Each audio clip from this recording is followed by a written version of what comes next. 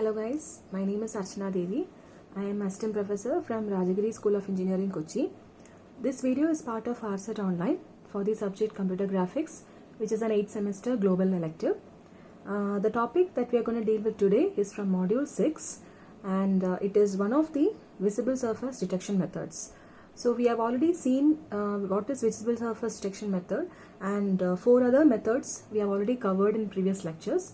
So this is the 5th method that we are dealing in this module, and the method is called as scanline method, which is to detect the visible surface or to hide the hidden surface, eliminate the hidden surface. Okay, so this is one of the image space method. Okay, so we have already seen that the visible surface detection methods can be of 2 types.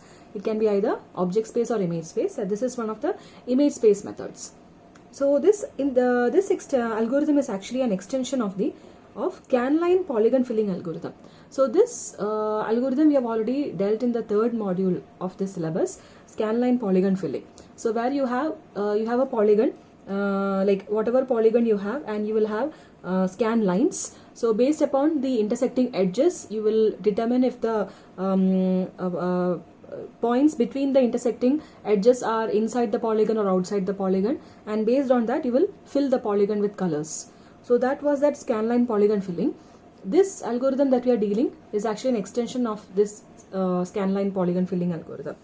The only difference is this deals with multiple surfaces. In the previous case we only had a single polygon.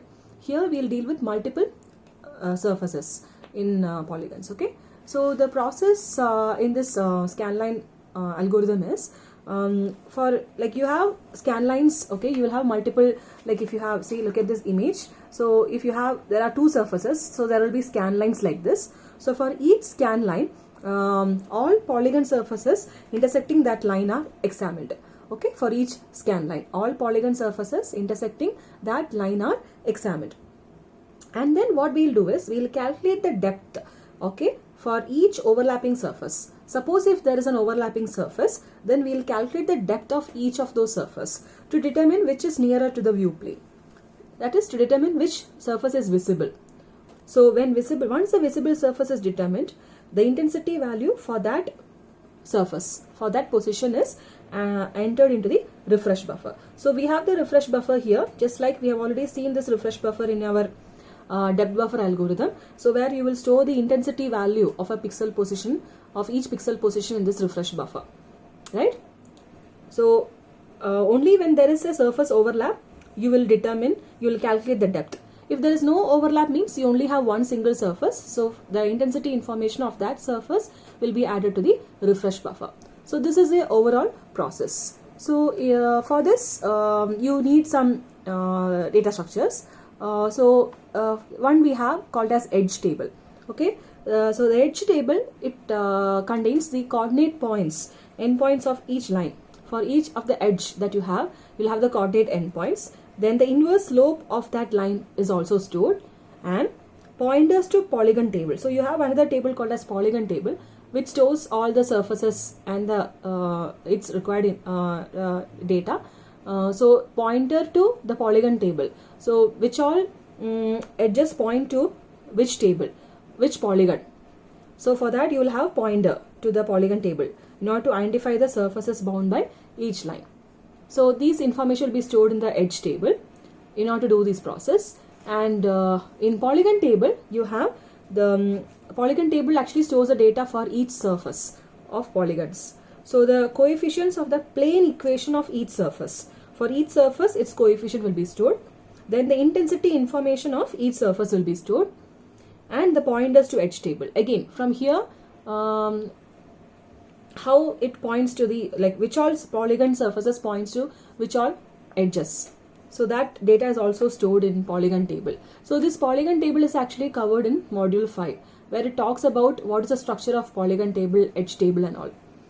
So if you have any doubt in that, you can refer to that topic in module 5. Then next we have active edge list. So active edge list is it contains the edge information that cross the current scan line in increasing order of x. Okay, so that is when you consider a corresponding scan line, what all are the active edges in that scan line? So the point to be noted here is those edges will be stored in increasing order of X. So those edge information is actually stored.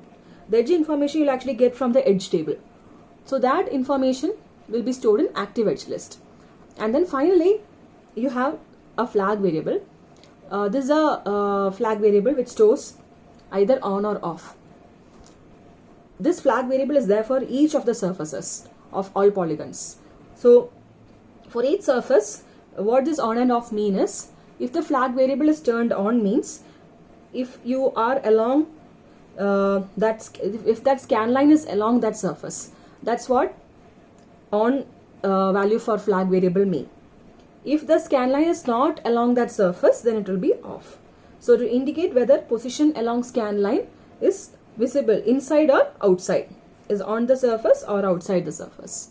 Okay, so that's about the structures that will be used in this algorithm. So then now let us see one example. Okay, in this example we will try to work out how the scan line algorithm works. Here we have to understand that the lines, scan lines that we have, it's processed from left to right. Okay, each scan line is processed from left to right, and then at the like how this flag variable will be set. So at the leftmost boundary of a surface, the flag variable is turned on. Okay, and at the rightmost surface, the flag variable will be turned off. Say for example, for this is a surface here. So this is the leftmost boundary if you consider the scan line 1. Right? So for scan line 1, this is the leftmost boundary. From here it will be turned on, and the rightmost boundary for the scan line for the surface S1 is this part. So at this point it will be turned off. That's what it means. So now let us take each of the scan lines one by one and find out. So our table that will be used here is your active edge list. That is a most important table in here that you have to consider. So if you take scan line 1, first you have to write down what is the active edge list. So you have to remember here that the edges will be entered in the increasing order of X value. Okay. So here if you consider scan line 1, you have the intersecting edges. For the scan line 1 you have AD, right? Next comes here, this is the first point. The second point is here, that is for the line BC. And then this is the third point, that is for the line EH. And the fourth point is for the line FG. So these edges will be entered in the active edge list. Now each of these intersecting points will be examined to see whether it is on which surface. So between AD and BC. So between AD and BC, here you can see that all these points are along the surface S1. Okay. So you have two surfaces here, S1 and S2. So we assume that S1 is in front and S2 is behind. Okay. So S1 is in the front, S2 is behind. So between the points AD and BC here, you only have one surface, right? You only have one surface. So how will you find out which surface? How will you find out whether the surface is there or not is by examining the flag variable. So if the flag variable is turned on means that the surface is visible on the scan line. Okay. So what we do is, in that case, if the flag variable is on, the intensity for S1, okay, which all these information you already have from the polygon table. So the intensity for S1 will be added to the refresh buffer. So from here till here, the intensity value for S1 will be added. And then you will take the next, so this is the first pair that we have examined.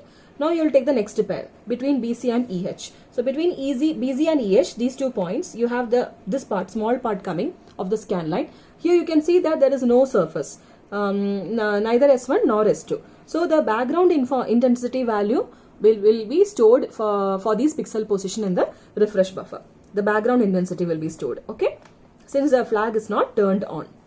And then the last pair you have EH and FG. So between the points EH and FG, right, between these points, between these 2 points, here also you can see that you only have one single surface, S2. So the intensity for S2 it will be taken from polygon table, that will be added to the refresh buffer. Okay, so that is for the scan line 1. Now let us see scan line 2. So for scan line 2, the active edge list. If you write down the active edge list for scanline 2, you have AD, right? For scanline 2, you have AD. Then next comes your next intersecting edges for EH. So you have to store it in that order, EH. Then comes your BC and comes your FG, right? For scanline 2. So here you can see that the active edge list for scanline 1 and scanline 2 are different. It's not the same. The order is different. So if it is different, then you have to again process whether you have any depth overlapping coming. So here you will start with between AD and EH. So between AD and EH, you only have a single surface coming. So the surface intensity for S1 will be added to the refresh buffer. Okay, between AD and EH. And then next is between EH and BC. So here you can see that this is EH and this is between EH and BC, this part. For this part, here you can see that you have S1 as well as S2.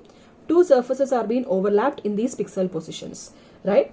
So when you have surface overlapping coming between the pixel positions, in such cases you have to calculate the depth. You have to calculate the depth to find out which surface is near to the view plane. So here we assume that S1 is near to the view plane and S2 is behind, right? So since S1 is near, the depth information for S1 is near. Therefore, what you do is the depth information for S1 will be added to the refresh buffer for between EH and BC. Okay. Now again between the next between the we have EH and BC we have determined. Again between BC and FG you have. So again between BC and FG, here you can see that this is BC and this is FG. You only have a single surface. So since it is the same surface, there is no need to calculate the depth information. You add the intensity value of S2 to the refresh buffer. Okay, so I hope it is clear.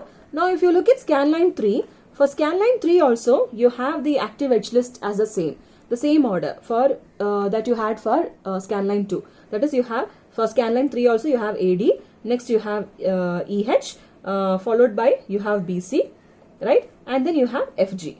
So as long as there is no change in the active edge list and there is no change in the line intersection order also, there is no need to calculate the depth information repeatedly.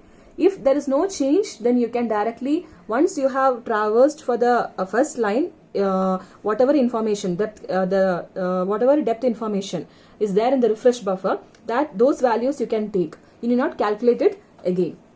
For scanline 3 also, there is no need to, and it is unnecessary to perform the calculation. Let us look at this scanline 4 now. So if you look at scanline 4, you have the first intersection is AD, right? And then the next intersection becomes this line, HG. So here you have a change now. And then the next intersection becomes CD. And then the next intersection is FG. So here there is a change. So the moment there is a change, again you have to calculate the depth information in order to determine which surface is near and not. So between AD and HG, you only have one surface. So the surface intensity of S1 will be added to refresh buffer. Now between HG and CD, here you can see that you have two surfaces, right? S1 is also there, S2 is also there. So again the depth calculation will be made in order to determine which surface is near. So here S1 is again near, so S1 will be added. The surface intensity of S1 will be added in the refresh buffer. So like this, we will take each scan line and the scan lines will be processed from left to right. And when there is an overlapping surface, you have to calculate the depth value in order to find out which surface is near. If there is no depth overlap, based upon the surface flag, you will add the intensity value in the refresh buffer. Okay, so here this process will work only if there is no overlapping. This surface will work only if there is no overlap between the, say for example, if you have a line that goes inside through this, okay, if you have a line like this, or if you have two surfaces like this, in such cases this surface will not work, this method will not work. So that should you can have one surface in the front and one surface on the back, and like that you can have. Okay, so that is this algorithm scanline method. So I hope this algorithm is clear to you. Okay. Okay, thank you.